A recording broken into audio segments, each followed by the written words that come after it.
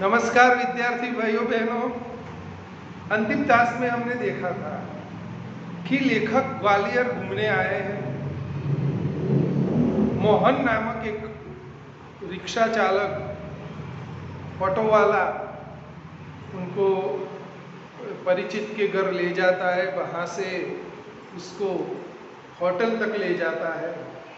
दूसरे दिन भी लेखक और उनकी पत्नी को लेकर ग्वालियर को घुमाता है। हमने देखा था कि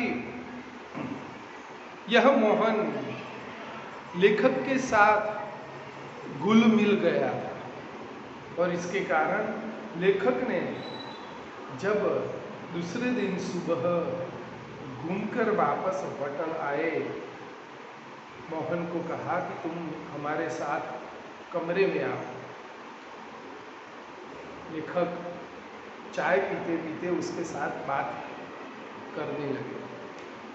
लेखक की पत्नी ने पूछा कि बेटा तुम ग्वालियर के हो? तो उसने अपनी करनी कहना शुरू किया। उसने कहा कि वह दरअसल आगरा का है, बीए पास है, पढ़ा लिखा है और वह एक बार नौकरी की तलाश में इधर उधर घूम रहा था और एक दिन उसे अचानक एक परिचित लड़की मिली और लड़की ने उससे कहा, मोहन मुझे बचा ले। अब आगे हम देखते हैं। मोहन ने कहा, क्यों, क्या हुआ? मेरे माँ बाप एक अधेड़ के हाथ मुझे बेच रहे। अधेड़ अर्थात एक उम्र की एक कक्षा तक पहुंचा हुआ, अर्थात थोड़ा वृद्ध, ज़्यादा उम्र वाला अधेड़ के साथ हाथ मुझे बेच रहे हैं। मैं कुएं में गिरकर जान दे दूंगी, किंतु उस खुसट अधेड़ के साथ नहीं जाऊंगी। मैं बहुत असमंजस में पड़ गया, क्या करूं? यह भी क्या कर सकता हूँ। मुझे लगा कि स्टेशन चलना चाहिए। वहाँ उसे ले गया और थानेदार से हकीकत बयान की। वे कुछ देर सोचते रहे कि क्या किया जा सकता है। यहाँ मोहन के पास एक परिचित लड़की आई और उसने कहा कि मुझे बचा लो मोहन, मेरे माता पिता एक अधेड़ के हाथ मुझे बेच रहे हैं। सामाजिक परिस्थिति विद्यार्थी भाइयों बहनों एक समय ऐसी थी कि लड़कियों को संभालना, लड़कियों का पालन पोषण करना माता पिता बोझ रूप समझते थे और इस तरह से लड़कियों को कीमत लेकर बेच दिया जाता था। दिकरी को दूध पीती करना, यह कुरिवाज भी हमारे समाज में था। विद्यार्थी भाइयों बहनों, हम हर एक सामाजिक रीति रिवाज में सबसे पहला लक्ष्य प्रताड़ित करने का सबसे पहला लक्ष्य रखते हैं तो स्त्रियों को रखते हैं। हम स्त्रियों को बोझ रूप समझते हैं, स्त्रियों को अपने पांव की धूली के समान समझते हैं और हमारे पुरुष प्रधान समाज की यह मानसिकता यहाँ ऐसा ही हो रहा था। मोहन सोच रहा था कि मैं क्या करूं। वह थानेदार के पास ले गया। थानेदार ने उसकी बात सुनकर सोचने लगा कि क्या किया जाए, एक क्या रास्ता निकाला जाए। थानेदार साहब बोले, इसकी एफआईआर लिखकर इसके माँ बाप को हवालात में बंद कर देना, लेकिन फिलहाल चिंता इस लड़की की है कि आखिर इसके लिए क्या किया जाए। थानेदार बहुत प्रबुद्ध थे, बुद्धिशाली थे। उन्होंने सोचकर कहा कि अभी मैं एफआईआर लिख देता, उसके माता पिता को पकड़कर जेल में डाल देता, लेकिन मुझे चिंता है कि इस लड़की का क्या होगा, इसका क्या किया जाए। एक छोटी सी चुप्पी के बाद वे एकाएक बोले, तुम्हारी शादी हो गई है। मैंने नामे सिर हिलाया। थानेदार ने मोहन से पूछा कि भाई तुम्हारी शादी हो गई है? मोहन ने ना कहा। तो बोले तुम इससे शादी क्यों नहीं कर लेते? थानेदार साहब को अजीब उपाय आया। उन्होंने मोहन से कहा कि ये लड़की को संभालना चिंता की बात है, उसका क्या किया जाए? तो क्या तुमने शादी की है?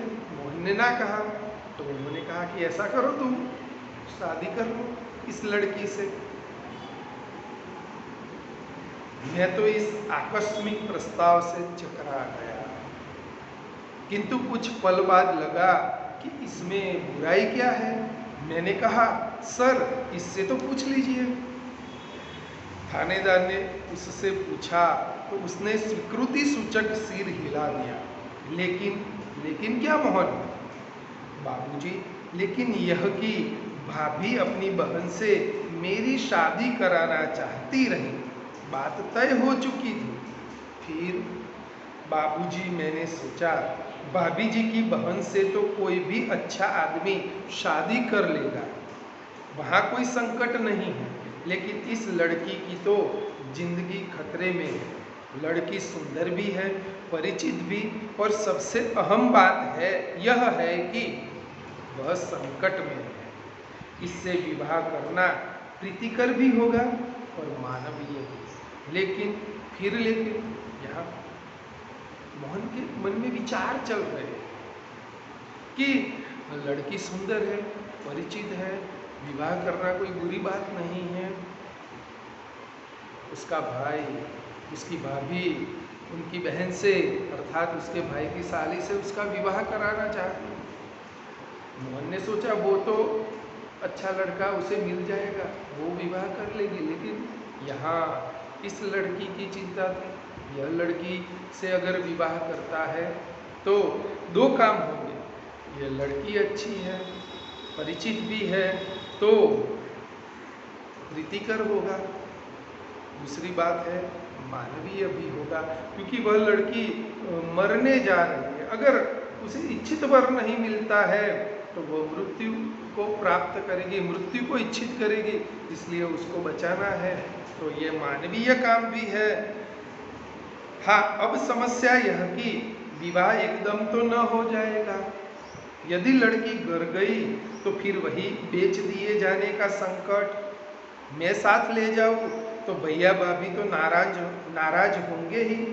इसके माँ बाप मेरे ऊपर लड़की भगाने का केस कर देंगे। जब मैंने थानेदार के सामने यह समस्या रखी तो वे बोले कुछ दिन के लिए इसे नारी निकेतन में रखवा देता हूँ। लड़की से माँ बाप के खिलाफ शिकायत लिखवा कर रख लेता हूँ। 15 दिन बाद उन्होंने मंदिर में उससे मेरी शादी करवा दी। मैंने कहा मोहन, ऐसे थानेदार कहाँ होते हैं? और सही बात है विद्यार्थी भाइयों, ऐसे थानेदार कहाँ होते हैं कि इतनी मदद की मोहन की, लड़की की, दोनों को लड़की को नारी निकेतन में रखा कुछ दिन, उसके बाद मोहन और उसकी शादी करवा ली। तो जब मैंने ऐसे थानेदार कहाँ होते हैं? मुझे तो इस घटना पर विश्वास ही नहीं हो रहा है। लगता है कथा सुन रहा हूँ। लेखक कहते हैं कि मुझे ऐसा लगता है कि जैसे मैं कोई कथा सुन रहा हूँ। आप सही कह रहे हैं बाबूजी, लेकिन यह थानेदार कवि भी है। कवि सम्मेलनों में कविताएं पढ़ता है और इसकी कविताएं मानवीय संवेदना से भरी होती। रहस्य उद्घाटन अब हुआ कि थानेदार ऐसा क्यों था। आमतौर पर हम थानेदारों को देखते हैं, थानेदार बहुत कठोर होते हैं, वाहवाही नहीं होते, उनकी आंखों क्या बातों में भी कठोरता होती है। लेकिन ये थानेदार क्यों ऐसे थे? तब मोहन ने कहा कि यह थानेदार एक कवि था जो मानवीय संवेदनाओं को अच्छी तरह जानता था और इसलिए उसने यह प्रश्न को बड़े अच्छे तरीके से सुलझाया। हाँ, तब ठीक है भाई, हर क्षेत्र में कोई न कोई मसीहा दिखाई पड़ ही जाता है। हाँ, तब यह कि मेरे भाई भाभी मुझसे खफा हो गए और हमें घर से निकाल दिया। एक तो मैंने उनकी साली से शादी नहीं की, दूसरे जिस लड़की से की वह किसी और जाति की है, तो तुम लोग ग्वालियर आ गए। हाँ बाबूजी, आगरा में हमारा निबाह होना कठिन था। पराये शहर में भले ही कोई अपनापन न हो, किंतु यह परायापन उस अपनेपन से अच्छा है न, जो दिन रात अप्रीतिकर व्यवहार बनकर तन मन को उद्विग्न करता रहे। हाँ सही कह रहे हैं। तो यहाँ कोई नौकरी तो रखी नहीं थी, बस ऑटो का दामन थाम लिया और उसी के सहारे चल रहा। यहाँ लेखक मोहन ने अपनी आप बीती कही और उसने ग्वालियर आने का और यहाँ ठहरने का कारण बताया।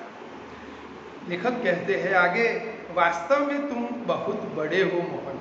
बड़े बड़े लोग तो नारी हित में बड़े बड़े लेक्चर देते हैं, लेख कविताएं लिखते रहते हैं, किंतु अपने व्यवहार में नहीं उतारते। लेकिन तुमने तो बहुत सहज भाव से एक लड़की को दुर्दशाग्रस्त होने से बचा लिया और अपने जीवन के साथ उसे सम्मान पूर्वक लगा दिया। लेखक ने यहाँ मोहन के कार्य की तारीफ की, प्रशंसा की। उन्होंने कहा कि बड़े बड़े लोग बातें करते हैं, लेकिन हकीकत में जब करने का समय आता है तो वह मुकर जाते हैं, बहाने बनाने लगते। लेकिन तुमने तो सही तरीके से, सही रूप से अपने हृदय के साथ यह मानवीय कार्य किया। बाबूजी, इस कार्य से मुझे भी बहुत संतोष मिला। मैंने तो एक बार उसका उद्धार किया, किंतु वह तो प्रायः मुझे संकटों से उबारती रहती है। तो मोहन ने कहा कि बाबूजी, मैंने एक बार ही इस लड़की का उद्धार किया, उसे बचाया, उसे सहारा दिया, लेकिन आज वह लड़की मुझे कई सारे संकटों से उबारती आ रही है। मोहन की यह कहानी हम पर छा गई और वह हमारे मन में कितना बड़ा हो गया। गाड़ी का समय हो रहा था। मोहन हमें लेकर स्टेशन आ गया। उसे मैं 500 रुपये का नोट देने लगा। वह बोला, रहने दीजिए बाबूजी, अरे यह तुम्हारा पारिश्रमिक है, कोई दान थोड़े ही दे रहा हूँ। बाबूजी, मैंने माँ बाप का प्यार नहीं पाया। कल से ही लग रहा है कि मुझे माँ बाप मिल गए हैं। इस सुख के आगे पैसे का तो कोई भी मोल नहीं है। पैसा तो और लोगों से कमा ही लेता हूँ बेटे, लेकिन मेरी भी तो सोचो, मैं बेटे का शोषण कैसे कर सकता हूँ। लेकिन यह तो बहुत है, इतना लूँगा तो आपका शोषण हो जाएगा। यह कहकर वह 500 का नोट लेकर 300 वापस करने लगा। बोला, मुझे इतना पराया न कीजिए बाबूजी। हाँ, जब भी ग्वालियर आइएगा मुझे बुला लीजिएगा। मेरा फ़ोन नंबर तो आपके पास है ही, लेकिन मेरी एक शर्त है। वह क्या बाबूजी? यह 500 रुपये चुपचाप तुम्हें लेने ही पड़ेंगे। उसने 300 रुपये अपनी जेब में रख लिए, जैसे कह रहा हो, यह कैसी शर्त आपने रख दी बाबूजी। कुछ क्षण बाद बोला, बाबूजी, आपका फ़ोन नंबर तो मेरे फ़ोन पर आ ही गया है, कभी कभी फ़ोन करता रहूं क्या? हाँ हाँ भाई, शौक से, मुझे अच्छा लगेगा। लेकिन आपका नाम तो मैंने पूछा ही नहीं। मैं सत्यकेतु और पत्नी है कामना। और जब हम स्टेशन के अंदर जाने लगे तब वह आंखें न जाने कितना अपनापन लिए हमें निहारता रहा। तो यहाँ इस तरह से यह कहानी का अंत आता है। विद्यार्थी भाइयों बहनों, लेखक ने मोहन के पात्र के द्वारा इस कहानी के अंदर स्त्री सम्मान और स्त्री के लिए हम क्या कर सकते हैं, उसके सम्मान के लिए इसकी बात कही है। तो हमें इस कहानी के माध्यम से लेखक ने जो समझाया है उसका ध्यान अपने जीवन में भी रखना है। हमें दूसरे लोगों की तरह बड़ी बड़ी बातें करनी नहीं है। हमें वास्तविक रूप से इस बात को हमारे मन में गढ़ लेना है और स्त्री को सम्मान देना है। जय हिंद।